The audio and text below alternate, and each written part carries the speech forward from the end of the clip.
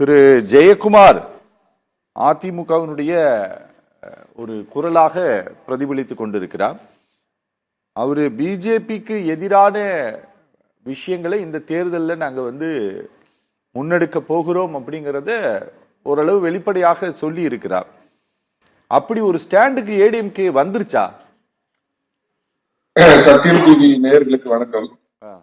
திமுக தமிழகத்தில் பாஜகவை எதிர்த்து அரசியல் செய்வதற்கும் பாஜக கூட்டணியிலிருந்து 6 மாதத்துக்கு முன்னாடி வெளியேறின அதிமுக பாஜகவை எதிர்த்து அரசியல் செய்வதற்கும் அடிப்படையிலேயே நிறைய வேறுபாடுகள் இருக்குது. திமுக பாத்தீங்க அப்படின்னா அது ஆரம்பிக்கப்பட்ட காலத்தில் முதல் 2 ஆண்டுகள், அதுக்கப்புறம் கருணாநிதியோட ஏகபோக சொத்து ஆனதுக்கு அப்புறம் பாத்தீங்கன்னா அவங்க எப்பயுமே ஒரு எதிரியை பிக்ஸ் பண்ணுவாங்க. வடக்கு வாழ்கிறதும்பாங்க, தெற்கு தேய்கிறதும்பாங்க, ஹிந்தி திணிப்பும்பாங்க, ஆரியம் பார்ப்பனியம். இந்த மாதிரி காங்கிரஸ் வலுவா இருந்த காலம் வரைக்கும் காங்கிரஸை எதிர்த்து அரசியல் பண்ணி அதை ஒரு அடிப்படையா வச்சுதான் தமிழகத்துல அவங்க அரசியல் பண்ண முடிஞ்சது. அதே மாதிரி இப்ப பாஜக வலுவா இருக்கிற காலத்துல என்ன பண்றாங்கன்னா கவர்னரை பிக்ஸ் பண்றது, நீட் சட்டம் இந்த மாதிரி கொண்டு வர சட்டங்களை வச்சு பிக்ஸ் பண்றது, மத்திய அரசு தேவையில்லாம எதிர்த்து இவங்களுடைய அரசியல் லாபத்திற்காக பண்றது, இந்த மாதிரி பண்ணுவாங்க.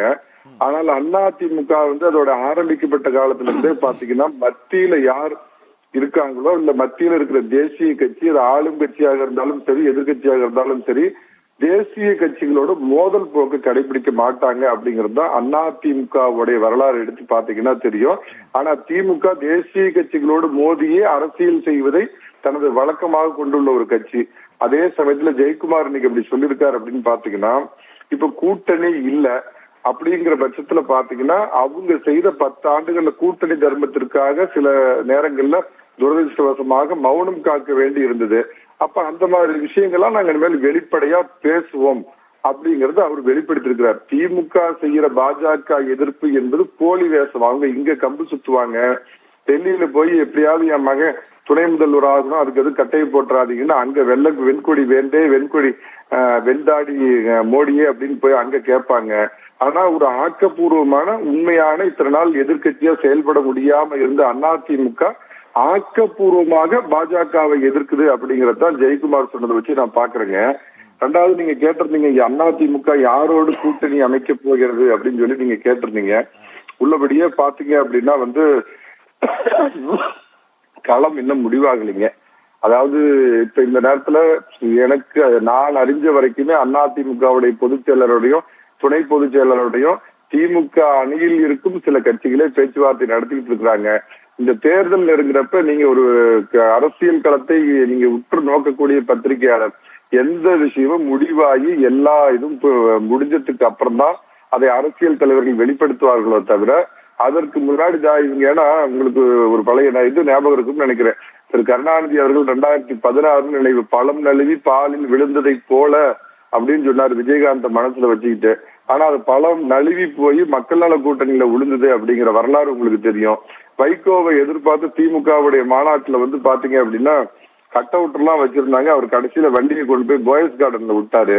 இது எல்லாமே தாண்டி இப்பயும் பாத்தீங்கன்னா பாமக வர்றதுக்கான வாய்ப்பு இருக்குது, தேமுதிக வர்றதுக்கு வாய்ப்பு இருக்குது, புதிய நீதி கட்சியும் வர்றதுக்கு வாய்ப்பு இருக்குது. மரியாதைக்குரிய கண்ணிய அரசியல் செய்யக்கூடிய ஜி.கே. வாசன் அவர்கள் அதிமுகவுக்கு வர்றதுக்கு வாய்ப்பு இருக்குது. தேர்தல் தேதி அறிவிச்சதுக்கு அப்புறம் தான் களத்துக்கு பின்னாடி திரைக்கு பின்னாடி பேசிட்டு இருக்கிற இந்த மாதிரி அரசியல் நிகழ்வுகள் எல்லாம் வெளிப்படையா தெரிய வரும் அப்படிங்கறது சொல்றேங்க. 2வது என்னுடைய பார்வையில பாத்தீங்க அப்படின்னா 2011 இந்த திமுகவுக்கு எதிராக ஒரு பெரிய சுனாமி எதிர்ப்பு அலை சட்டமன்ற தேர்தல் அடிச்சது. அதன் விளைவாத்தா அதிரி புதிரியான ஒரு வெற்றி, விஜயகாந்தோடு கூட்டணி வைத்து அம்மா அவர்கள் பெரிய வெற்றியை பெற்றாங்க. அதுக்கு அடிப்படை காரணமே திமுகவுடைய அந்த 5 ஆண்டு கால நாசகார ஆட்சி தான் காரணம் அப்படிங்கிற மாதிரி இந்த 3 ஆண்டுகள் கிட்டத்தட்ட நிறைவடையக்கூடிய இந்த ஆட்சியில பாத்தீங்கன்னா அந்த கருணாநிதியிலே மிஞ்சிற அளவுக்கு இதுல பாத்தீங்க அப்படின்னு சொன்னா திராவிட மாடல் அவங்க சொல்லிக்குவாங்க. அது திராவிட மாடல் இல்ல, திராவக மாடல். அந்த மாதிரி ஒரு ஆட்சியை கொடுத்திருக்கிறப்ப அந்த அடிப்படையே போதுமானது. இவங்களோட சில சாதனைகளை மட்டும் சொல்றேன். பால் விலையை ஏற்றி மக்களுக்கு பால் ஊற்றியது, பால் சப்ளை பண்ணும் ஆவினுக்கே பால் ஊற்றினது, பஸ் கட்டணத்தை விமான கட்டணம் அளவுக்கு உயர்த்தியது, மின் கட்டணத்தை அனைவருக்கும் ஷாக் அடிக்கும் விதமாக ஏற்றியது, சொத்து வரியை உயர்த்தி அனைத்து நடுத்தர மக்களையும் நடுத்தருவுக்கு கொண்டு வந்தது, வீட்டு வரியை உயர்த்தி அனைவரையும் ரோட்டுக்கு கொண்டு வந்தது, பத்திரப்பதிவு கட்டணத்தை உயர்த்தி அனைவரையும் திகிலாக்கியது. இந்த பரந்தூர் பயங்கரத்தை பத்தி மீடியாக்கள் எல்லாம் பெரிய அளவுல பேசுவாங்க. இன்னையோட 551வது நாளுங்க. மத்திய அரசு வந்து அந்த விமான நிலையத்தை நாங்க கேட்கல அப்படின்னு சொன்னதுக்கு அப்புறமும் 2000 ஏக்கருக்கு ஏறத்தாழ நாங்க 65,000 கோடி கொடுத்து நாங்க விமான நிலையம் அமைக்கிறோம் அப்படின்னு விவசாய நிலத்துல சொல்ல போனா ஒரு மௌன புரட்சி, மௌன போராட்டத்தை அங்க நடத்திக்கிட்டு இருக்கிறாங்க.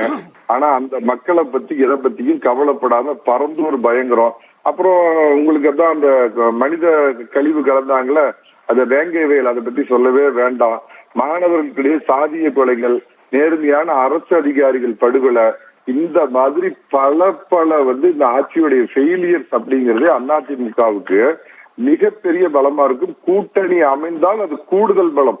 இதை தவிர மக்களை நேரடியாக பாதிக்கிற சில விஷயங்களை சொல்றேன்.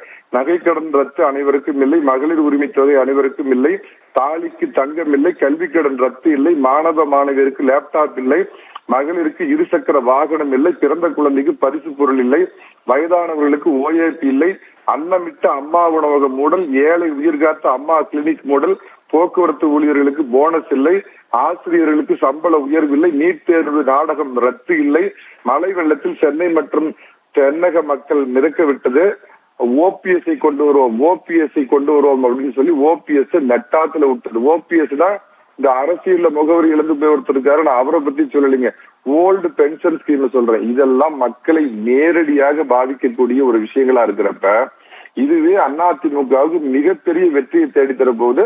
அதே சமயத்துல கழகத்தினுடைய பொதுச் செயலாளர் எடப்பாடி பழனிசாமி சொன்ன மாதிரி ஒரு கூட்டணி அமைப்பாங்க. அந்த கூட்டணியில் அநேகமாக நீங்கள் எதிர்பார்க்காத ஒரு தேசிய கட்சி கூட இணையறதுக்கு முன் வரலாம். அதை பற்றி விரிவா நான் அடுத்த ரவுண்ட்ல சொல்றேன்.